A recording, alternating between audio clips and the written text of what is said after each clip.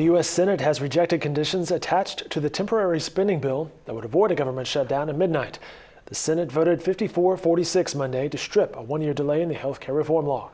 In addition, the Senate stripped a provision that would have eliminated the tax on medical devices. The House of Representatives added the provisions on Sunday morning as part of Republicans' efforts to undo the Affordable Care Act. Democrats, along with a few Republicans, are now pressing for the House to approve a straightforward spending bill with no conditions. The federal government's fiscal year ends Monday at midnight, and government agencies will run out of money unless Congress approves the funding. Our Washington, D.C. reporter Chris Casteel spoke with Oklahoma's delegates about the impending government shutdown and their stance on the issue.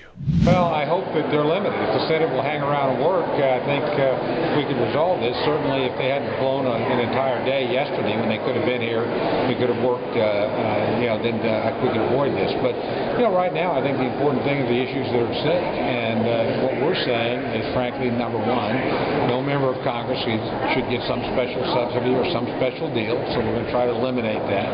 And number two, that no American should be mandated to go into a program that they don't support, particularly when we're letting big business off, we're letting labor unions off, we're letting other special groups.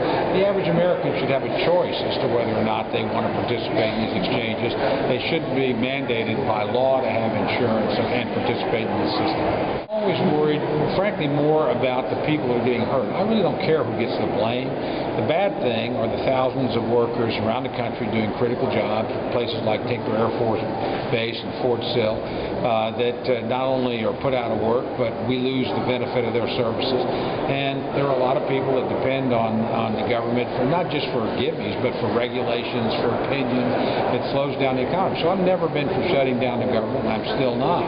But I think people judge, also you're fighting for something principled and saying that Congress shouldn't have a special benefit and that other Americans shouldn't be required to do something that they don't want to do when big business is being let off. I think that's a pretty defensible position. I think what American people really want is it's an interesting dichotomy. And they don't want a government shutdown, but they also don't want all the consequences of Obamacare coming down. And they're very frustrated with both of those things. And so what we're trying to do is find a compromise to say how can we protect the people of the district from the harmful effects of the law, and how can we also keep the government open. So what we propose is pretty easy. We are working to keep the government open. We're also saying individuals need to be protected from the individual mandate. That they don't have all these heavy fines coming down on them, all these mandates. The president's already given a waiver to businesses.